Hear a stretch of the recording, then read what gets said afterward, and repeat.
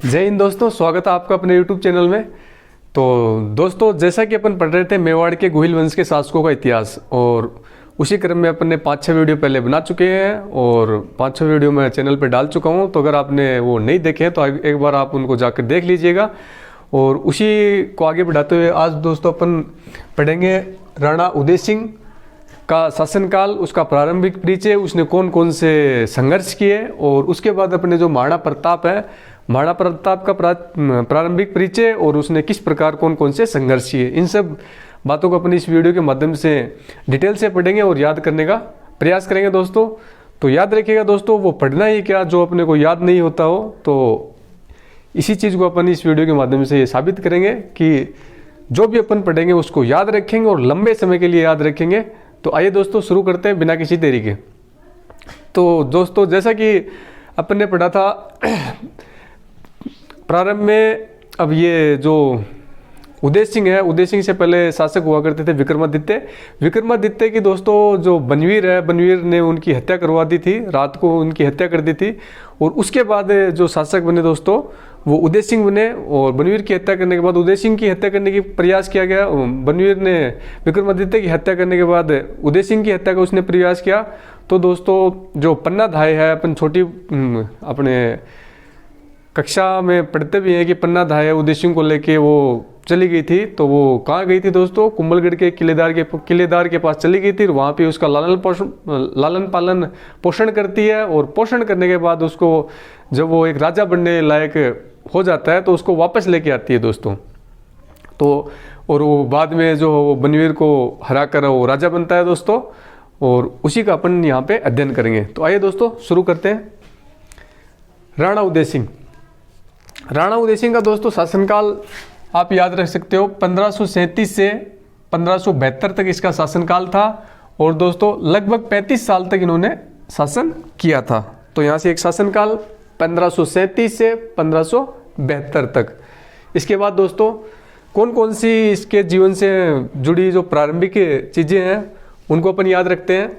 तो 1540 ईस्वी में बनवीर को हराकर मालवी उदयपुर का राजा बन गया।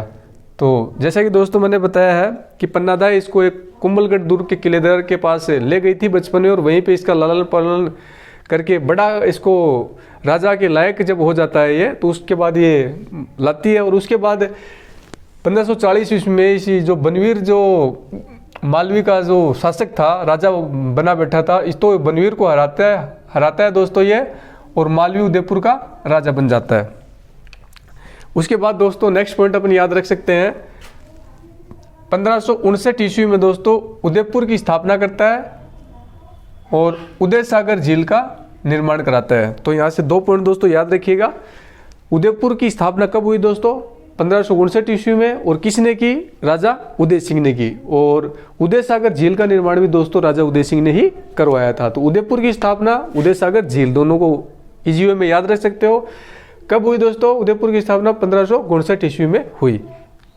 अब इसके साथ दोस्तों कई बार पूछ लिया जाता है कि राणा उदय सिंह जब राजस्थान में मेवाड़ का शासक हुआ करता, उस समय भारत में किस मुगल सम्राट का शासन था? तो आप याद रख सकते हो, भारत में उस समय दोस्तों अकबर का, जो मुगल सम्राट था, अकबर का शासन चल रहा था दिल्ली के ऊपर। तो दोस्तों यहाँ से अपन ने एक चीज़ याद की कि बनवीर को हराकर मालवी उदयपुर का राजा बना 1540 ईस्वी में उदय सिंह, और 1559 ईस्वी में उदयपुर की स्थापना की, उदय सागर झील का इसने निर्माण करवाया। और उस समय जो भारत का सम्राट था दोस्तों वो अकबर हुआ करता था, उदय सिंह के समकालीन दोस्तों। इससे आगे देखते हैं, 1568 में अकबर ने मेवाड़ पर आक्रमण किया। याद रखिएगा दोस्तों, 1568 ईस्वी में अकबर जो मुगल सम्राट हुआ करता था, मेवाड़ पर आक्रमण कर दिया दोस्तों। उसके बाद दोस्तों एक पॉइंट अपन याद रख सकते हैं, उदय सिंह जब इस अकबर ने मेवाड़ पे आक्रमण किया दोस्तों, तो उदय सिंह इसके डर से भागकर दोस्तों कहाँ चला गया? गिरवा की पहाड़ियों में चला गया। गिरवा की पहाड़ियाँ दोस्तों कहाँ है? ये उदयपुर के अंदर है। तो याद रखिएगा, अकबर के आक्रमण के डर से भागकर उदय सिंह कहाँ चला गया था दोस्तों? गिरवा की पहाड़ियों उदयपुर में चला गया था। और इसी आक्रमण, क्योंकि दोस्तों जब सम्राट ही भाग गया तो फिर अकबर का मुकाबला कौन करेगा? तो अकबर का मुकाबला करने के लिए जो ये मेवाड़ की सेना थी कमज़ोर पड़ गई, और इसी कारण दोस्तों चित्तौड़ में तीसरा साका होता है। चित्तौड़ में 2 साके दोस्तों पहले हो चुके थे, और उसी के बाद में चित्तौड़ के अंदर दोस्तों ये तीसरा साका होता है, तो इसको याद रखिएगा। चित्तौड़ में तीसरा साका दोस्तों किसके समय हुआ था?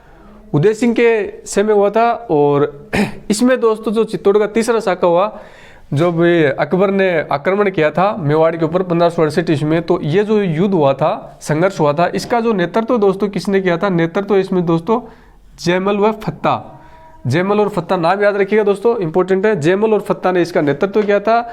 और तीसरे साके के अंदर दोस्तों जो वीरगति को प्राप्त हुए तो वो जयमल व फत्ता ही हुए थे। इसी आगे देखते हैं दोस्तों, पहले मेड़ता का शासक 1562 ने अकबर ने छीन लिया तो उदय सिंह की शरण ली। इस लाइन को दोस्तों याद रखने का प्रयास कीजिएगा। मैंने थोड़ा शॉर्टकट में लिखता हूं दोस्तों, क्योंकि मैं पूरी थ्योरी अगर दोस्तों लिखने लग गया तो ये इतना सा जो पोर्शन है इसको पूरे बोर्ड पे सजा के लिखना पड़ेगा, तो इसलिए मैं थोड़ा शॉर्ट लिखता हूं ताकि आपको ज़्यादा जो मटेरियल है वो समझाया जा सके। तो इस लाइन को समझने का प्रयास कीजिएगा दोस्तों। पहले मेड़ता का शासक था, कौन था दोस्तों मेड़ता का शासक? ये जयमल था दोस्तों। पहले मेड़ता का शासक था, और 1562 ईस्वी में अकबर ने ये मेड़ता छीन लिया था जयमल से, तो ये उदय सिंह की शरण में आ गया था। कौन? जयमल और फत्ता ये उदय सिंह की शरण में आ गए थे। पहले ये 1562 ईस्वी में मेड़ता के शासक थे, और इसी कारण जो अकबर ने जो युद्ध किया था इसमें इन्होंने युद्ध का नेतृत्व किया था, क्योंकि अकबर ने इनका जो पहले का जो साम्राज्य था मेड़ता, वो तो पहले ही छीन चुका था, 1562 ईस्वी में छीन चुका था। तो अब इसने जो मेवाड़ पे आक्रमण किया तो इन्होंने है वो उदय सिंह का साथ दिया था। जयमल और फत्ता इन्होंने वीरगति को प्राप्त हो चुके थे ये दोनों। इसके बाद दोस्तों 4 हाथों वाला लोक देवता याद रखना दोस्तों। 4 हाथों वाला इंपॉर्टेंट है दोस्तों, पूछा जाता है काफी बार, स्पेशली छोटी कॉम्पिटिटिव एग्जाम में। तो 4 हाथों वाला लोक देवता किसे कहा जाता है दोस्तों? कल्ला राठौड़। कल्ला राठौड़ को 4 हाथों वाला लोक देवता कहा जाता है। क्यों कहा जाता है दोस्तों? जयमल घायल होने के कारण कल्ला राठौड़ के कंधों पर बैठकर युद्ध करता है। इस चीज को याद रखिएगा दोस्तों। जब जयमल दोस्तों घायल हो चुका था तो वो कल्ला राठौड़ के कंधों पे बैठ के युद्ध करता है, और इसी कारण जब 2 हाथों से तो कल्ला राठौड़ खुद से कैसे युद्ध कर रहा था, और 2 हाथ जो जयमल उनके कंधों पे बैठे थे उसके थे, तो इसी कारण कल्ला राठौड़ को 4 हाथों का लोक देवता कहा जाता है।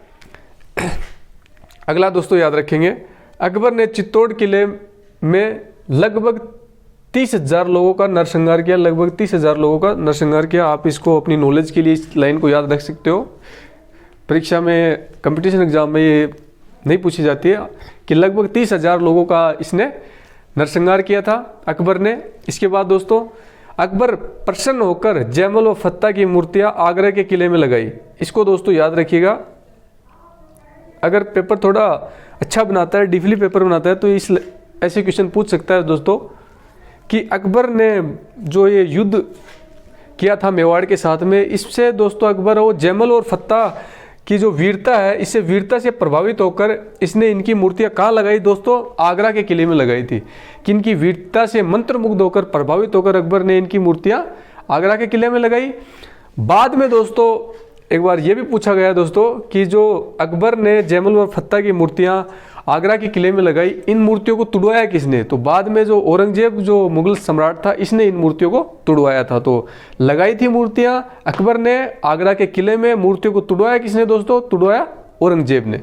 इससे आगे देखते हैं दोस्तों, बीकानेर के जूनागढ़ किले में मूर्तियां लगी हुई हैं। तो दोस्तों याद रखिएगा, जो ये जयमल और फत्ता है, इसकी मूर्तियां दोस्तों जूनागढ़ जो दुर्ग है, जूनागढ़ जो किला है बीकानेर में, वहाँ पे भी इनकी मूर्तियाँ लगी हुई हैं। तो डायरेक्ट पूछ ले कि किस दुर्ग में वो जयमल और फत्ता की मूर्तियाँ लगी हुई हैं, और ऑप्शन में जूनागढ़ दुर्ग डाल दे, 2-3 और नाम डाल दे, तो जूनागढ़ के किले में इनकी मूर्तियाँ लगी हुई हैं।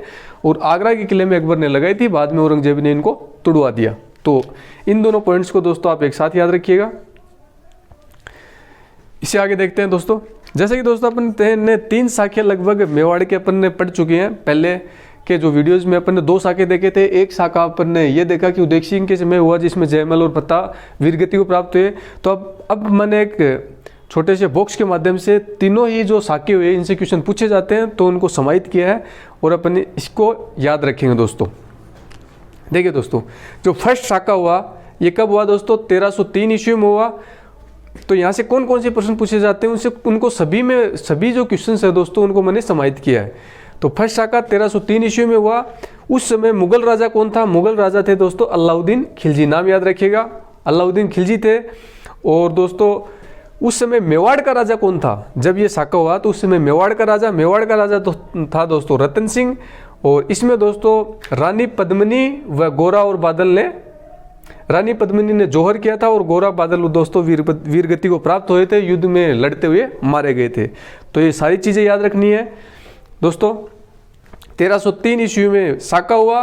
अलाउद्दीन खिलजी है दोस्तों उस समय जो मुगल सम्राट थे और मेवाड़ का राजा रतन सिंह था। रानी पद्मिनी जौहर किया और गोरा और बादल वीरगति को प्राप्त हुए। अगला दोस्तों सेकंड शाखा 1534 ईस्वी में दोस्तों सेकंड शाखा हुआ। बहादुर शाह दोस्तों उस समय मुगल सम्राट थे। विक्रमादित्य दोस्तों उस समय मेवाड़ के राजा थे या सम्राट थे। और दोस्तों जो जौहर किसने किया? जौहर दोस्तों किया कर्मावती ने। और बाघ सिंह के नेतृत्व में दोस्तों ये वीरगति को प्राप्त हुए थे। बाघ सिंह के नेतृत्व में सेना का नेतृत्व किया जा रहा था। तो याद रखिएगा वीरगति को प्राप्त कौन हुए दोस्तों? इसमें बाघ सिंह वो वीरगति को प्राप्त हुए थे। अगला शाखा दोस्तों 1568 ईस्वी में मुगल सम्राट उस समय अकबर था। उदय सिंह वो मेवाड़ का राजा था। और जो वीरगति को प्राप्त कौन हुए दोस्तों? जयमल और फत्ता है दोस्तों, इसमें ये दोनों ही शासक वो वीरगति को प्राप्त हुए। तो यहाँ से दोस्तों अपन ने 3 ही शाखाओं की सन, मुगल राजा, मेवाड़ का राजा और जो जौहर जिन्होंने किया और जो वीरगति को प्राप्त हुए उनको अपन एक चार्ट के माध्यम से याद रखेंगे। इनको दोस्तों मेरे को एक साथ लिखने का यही मतलब है कि इनसे संबंधित आपसे कोई भी क्वेश्चन पूछा जाए तो आप के माइंड में ऑटोमेटिक ये टेबल फॉर्मेट आ जाए और आपका क्वेश्चन गलत ना हो। तो आइए दोस्तों इससे आगे देखते हैं। बाद में उदय सिंह ने राजधानी गोगुंदा बनाया। जैसा कि दोस्तों मैंने बताया था कि जैसे ही अकबर ने मेवाड़ के ऊपर आक्रमण किया तो उदय सिंह भागकर वो गिरवा की पहाड़ी उदयपुर में चला गया। और उदयपुर में जाने के बाद ये तीसरा शाखा हुआ। और उसके बाद में तीसरा शाखा होने के बाद में उदय सिंह ने अपनी राजधानी वापस उदय सिंह आया और उसने अपनी राजधानी किसको बनाया दोस्तों? गोगुंदा उदयपुर को राजधानी बनाया। ठीक है दोस्तों। अब दोस्तों इसकी मृत्यु और इसकी छतरी कि उदय सिंह की मृत्यु कहाँ हुई और इसकी छतरी कहाँ पे स्थित है। तो उदय सिंह की छतरी के बारे में दोस्तों कई बार पूछा गया है तो इसको याद रखिएगा। उदय सिंह की मृत्यु और छतरी दोनों एक ही जगह पे हुई, वो है दोस्तों गोगुंदा। जिसको इसने राजधानी बनाया ना दोस्तों लास्ट टाइम में, तो वहीं पे इसकी मृत्यु हुई और गोगुंदा उदयपुर में इसकी छतरी है। तो आप इसको दोनों पॉइंट्स को एक साथ याद रख सकते हो कि राजधानी बनाया गोगुंदा उदयपुर को, मृत्यु भी वहीं हुई और छतरी भी वहीं पे स्थित है। इससे आगे दोस्तों यहाँ उदय सिंह ने अपने बड़े बेटे प्रताप को राजा ना बनाकर छोटे पुत्र जगमाल को राजा बनाया। नाम याद रखिएगा दोस्तों, जगमाल को राजा बनाया। और प्रताप को इसने राजा नहीं बनाया, जिसको आप बाद में पढ़ोगे महाराणा प्रताप के रूप में। तो ये वही प्रताप थे। तो आइए दोस्तों यहाँ से याद रखने वाला बिंदु कि जो उदय सिंह थे उसने अपने, नॉर्मली दोस्तों नियम क्या होता है, जो बड़ा पुत्र होता था राजाओं का वही राजा के मरने के बाद या मृत्यु के बाद सम्राट बनता था। लेकिन उदय सिंह ने उल्टा किया, इसने जो बड़ा पुत्र था ये जगमाल था, इसको राजा बड़ा पुत्र दोस्तों प्रताप था, तो प्रताप को राजा ना बना के इसने जगमाल को राजा बनाया। तो इसने थोड़ा अपोजिट काम किया, इसलिए इसको फैक्ट को याद रखिएगा कि इसने बड़े पुत्र को सम्राट ना बना के छोटे पुत्र को सम्राट बनाया। और फिर बाद में अपन देखते हैं कि इनके सामंतों ने इस चीज़ का विरोध किया कि प्रताप बड़ा पुत्र है, इसको राजा क्यों नहीं बनाया, जबकि जगमाल को राजा क्यों बनाया। उसके बाद सामंतों के विरोध करके और जो ये जगमाल है इसको पराजित कर देते हैं और फिर वो महाराणा प्रताप को शासक के रूप में चुनते हैं। तो वो अपन बाद में देखेंगे दोस्तों। तो यहाँ से अपन इस पॉइंट को याद रख सकते हैं। अब दोस्तों देखेंगे अपन महाराणा प्रताप का शासनकाल। तो यहाँ से दोस्तों अपन ने ओवरऑल उदय सिंह के शासनकाल को समझा। एक बार अपन रिकॉल करते हैं। 1537 से 1572 तक इसका शासनकाल। बनवीर को हराकर सबसे पहले इसने मालवी उदयपुर का राजा बना, नंबर 1 बात। उसके बाद दोस्तों इसने उदयपुर और उदय सागर झील का निर्माण करवाया। इसके समय जो मुगल सम्राट था, इसके समकालीन वो अकबर हुआ करता था। सन इसको याद रखिएगा दोस्तों, कई बार पूछी जाती है। उदयपुर की स्थापना कब हुई? 1559 ईस्वी में दोस्तों। इसके बाद दोस्तों 1568 ईस्वी में इसने अकबर ने जब मेवाड़ पे राज्य आक्रमण किया तो ये भाग के उदय सिंह वो गिरवा की पहाड़ियों में चला गया, और उस समय जो युद्ध का नेतृत्व है दोस्तों वो जयमल और फत्ता ने संभाला। इसी के समय तीसरा शाखा हुआ, और तीसरा शाखा, ये इतनी बातें याद रख सकते हैं, तीसरा शाखा हुआ। तीसरा शाखा में जयमल और फत्ता वो वीरगति को प्राप्त हुए। और 4 हाथों वाला लोक देवता दोस्तों कल्ला राठौड़ को कहा जाता है, क्योंकि जयमल है वो युद्ध में घायल होने के दौरान वो कल्ला राठौड़ के कंधों पे बैठ के युद्ध करता है, इसलिए इसको 4 हाथों का लोक देवता कहा जाता है। और 2 पॉइंट अपन यहाँ से याद रख सकते हैं दोस्तों। अकबर ने जो प्रसन्न होकर वो जयमल और फत्ता की मूर्तियां आगरा के किले में बनाई, बाद में औरंगजेब ने उनको तुड़वा दिया, और जूनागढ़ के किले में भी जयमल और फत्ता की मूर्तियां हैं। और 1-2 पॉइंट आप यहाँ से याद रख सकते हो। उसने लास्ट टाइम अपनी राजधानी गोगुंदा को बनाया, और उसकी छतरी भी वहीं पे है, और उसकी मृत्यु भी गोगुंदा में हुई थी। इसी के साथ अपना उदय सिंह का जो इतिहास है वो समाप्त होता है, उसका शासनकाल समाप्त होता है। अब अपन देखते हैं दोस्तों महाराणा प्रताप का शासनकाल। जो महाराणा प्रताप है दोस्तों 1572 ईस्वी से 1597 ईस्वी तक इसका शासनकाल रहा है। अब इसका एक बार प्रारंभिक परिचय देखते हैं, फिर इसने कौन कौन से संघर्ष किए उसके बारे में अपन डिस्कस करेंगे दोस्तों। तो आइए। मेवाड़ के सामंतों ने जगमाल को हराकर प्रताप का राज तिलक गोगुंदा में किया। इस लाइन को याद रखिएगा दोस्तों। जैसा कि मैंने अभी बताया था आपको कि मेवाड़ के सामंत इस चीज़ से खुश नहीं थे कि बड़े जो बेटा था जो अपना उदय सिंह का प्रताप, इसको सम्राट ने बना के जगमाल को सम्राट बना दिया था। तो इसीलिए फिर क्या किया, मेवाड़ के सामंतों ने जगमाल से युद्ध किया, और उसको हराकर महाराणा प्रताप महाराणा प्रताप जो थे इनका राज तिलक कर दिया। कहाँ किया दोस्तों? ये गोगुंदा में किया। जो लास्ट बार उदय सिंह ने जिस गोगुंदा को अपनी राजधानी बनाया था वहीं इसका राज तिलक किया। तो अगर पूछा जाता है दोस्तों कि मेवाड़ के सामंतों ने महाराणा प्रताप का राज तिलक कहाँ किया, तो गोगुंदा में किया। स्पेशली एक लाइन और जो कंफ्यूज करेगी, प्रताप ने पुनः कुंभलगढ़ दुर्ग में विधिवत राज तिलक करवाया। जो महाराणा प्रताप है उसने जो विधिवत जो राज तिलक करवाया वहाँ वो कहाँ करवाया दोस्तों? वो करवाया कुंभलगढ़ दुर्ग में। तो इसको आप याद रखिएगा। तो राज तिलक 2 जगह हुआ था। सामंतों ने जो इसका राज तिलक किया वो दोस्तों गोगुंदा में किया, और इसने खुद ने जो राज तिलक करवाया वो कुंभलगढ़ दुर्ग में करवाया। तो इसको कंफ्यूजन नहीं होइएगा, आप दोनों को एक साथ याद रखिएगा। इससे आगे देखते हैं दोस्तों इसका जन्म, क्योंकि दोस्तों महाराणा प्रताप एक फेमस राजा या सम्राट रहे हैं, तो इसके जन्म से संबंधित बातें भी पूछी जाती हैं। तो याद रखिएगा 9 मई 1540 ईस्वी में इसका जन्म हुआ, और कुंभलगढ़ दुर्ग में इसका जन्म हुआ। तो सन और स्थान दोनों याद रखिएगा। 1540 में जन्म और कुंभलगढ़ दुर्ग में इसका जन्म हुआ था दोस्तों। इसकी माता का नाम दोस्तों, माता का नाम जयवंता बाई था। जयवंता बाई इसकी माता का नाम था। और पत्नी का नाम दोस्तों अजब दे पंवार। अजब दे पंवार है दोस्तों इनकी पत्नी का नाम था। तो यहाँ से जन्म, माता और पत्नी दोस्तों, इन तीनों को आप नाम याद रखिएगा। जन्म 1540, कुंभलगढ़ दुर्ग, माता जयवंता बाई और पत्नी दोस्तों अजब दे पंवार। इन तीनों चीज़ों को आप एक साथ याद रखिएगा। इसके बाद दोस्तों बचपन का नाम, बचपन का जो नाम था दोस्तों महाराणा प्रताप का, वो क्या नाम था दोस्तों? कीका। इसको कीका कहा जाता था। कीका दोस्तों क्यों कहा जाता था? क्योंकि दोस्तों मेवाड़ में जो छोटे बच्चे हैं वो छोटे बच्चों को कीका के नाम से पुकारा जाता था, इसीलिए महाराणा प्रताप के बचपन का नाम दोस्तों कीका था। तो मेवाड़ में छोटे बच्चों को दोस्तों बचपन में कीका कहा जाता था। अगला दोस्तों, अकबर ने प्रताप को समझाने के लिए 4 राजदूत भेजे। इस चीज़ को दोस्तों याद रखिएगा, ये कई बार पेपर में पूछी गई है और अलग अलग टाइप से पूछे जाते हैं। छोटे कॉम्पिटिटिव एग्जाम में अलग पूछा जाता है, और जो पीसीएस लेवल के जो एग्जाम है उनमें अलग टाइप से पूछा जाता है। तो इस क्वेश्चन को याद रखिएगा कि अकबर ने महाराणा प्रताप को समझाने के लिए कि वो उसकी शरण में, अकबर की शरण में चला जाए, तो उसने क्रम से 4 राजदूत भेजे। इन चारों राजदूतों के नाम याद रखने आपको। कौन कौन से राजदूत भेजे दोस्तों? जलाल खां कोरची, नाम याद रखिएगा। जलाल खां कोरची, मानसिंह, भगवंत दास और टोडरमल। तो 4 राजदूत भेजे, इनका क्रम याद रखिएगा। इसी क्रम में आए थे। जलाल खां कोरची 1572 ईस्वी में आया, मानसिंह है वो 1573 ईस्वी में आया स्टार्ट में, फिर भगवंत दास भी 1573 ईस्वी में आया और राजा टोडरमल भी 1573 ईस्वी में आया। तो इनका ये क्रम दोस्तों याद रखिएगा, इसी क्रम में ये आए थे महाराणा प्रताप के पास में। अब ये थे कौन दोस्तों, ये भी थोड़ा समझ लीजिएगा। मानसिंह है दोस्तों, वो आमेर का राजकुमार था, और भगवंत दास है दोस्तों, ये आमेर का राजा था। तो ये भगवंत दास का पुत्र ही दोस्तों मानसिंह था, इसका नाम याद रखिएगा आप। भगवंत दास का पुत्र दोस्तों मानसिंह था और राजा टोडरमल आए। तो यहाँ से तीनों को अपन क्रम से याद रखेंगे दोस्तों, जलाल खां, मानसिंह, भगवंत दास और राजा टोडरमल। जो राजा टोडरमल कौन थे दोस्तों, ये अकबर के वित्त मंत्री हुआ करते थे उस समय।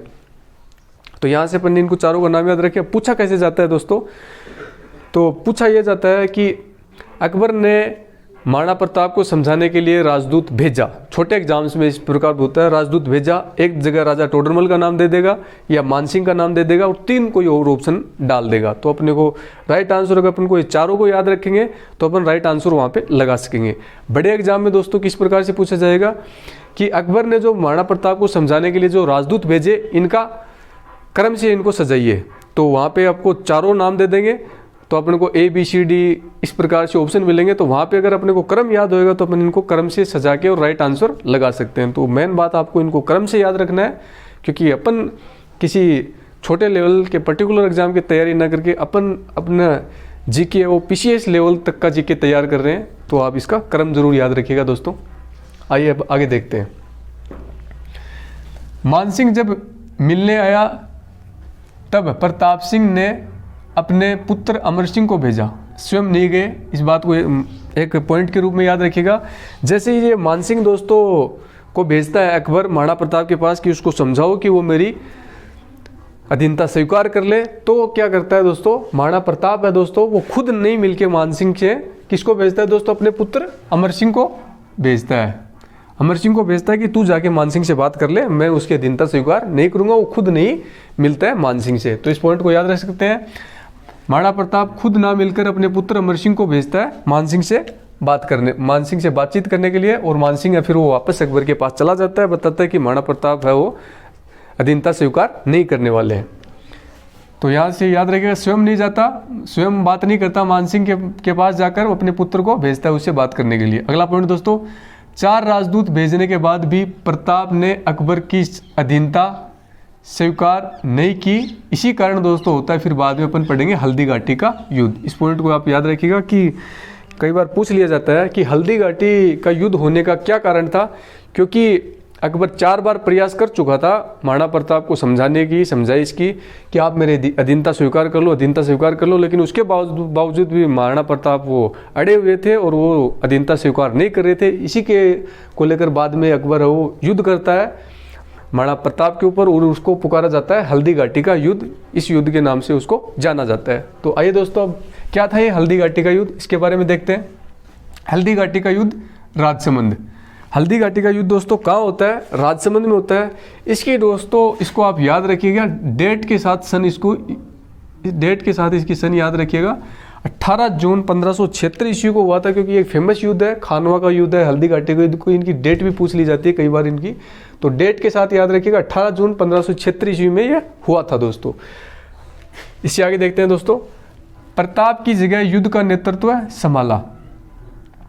दोस्तों जैसे ही महाराणा प्रताप वो युद्ध कर रहे थे, तो युद्ध के दौरान दोस्तों क्या है कि जो उनका घोड़ा था चेतक वो घायल हो जाता है, और चेतक घायल होने से महाराणा प्रताप को युद्ध भूमि से, रणभूमि से बाहर जाना पड़ता है। और उसके बाद जो युद्ध का नेतृत्व दोस्तों किसने संभाला, तो झालामान, नाम याद रखिएगा दोस्तों, इंपॉर्टेंट है, झालामान या बिंदा, ज़्यादा इसका फेमस नाम था दोस्तों बिंदा, तो झालामान कहा जाता था या इसको बिंदा कहा जाता था। बिंदा के नाम से ये ज़्यादा फेमस थे।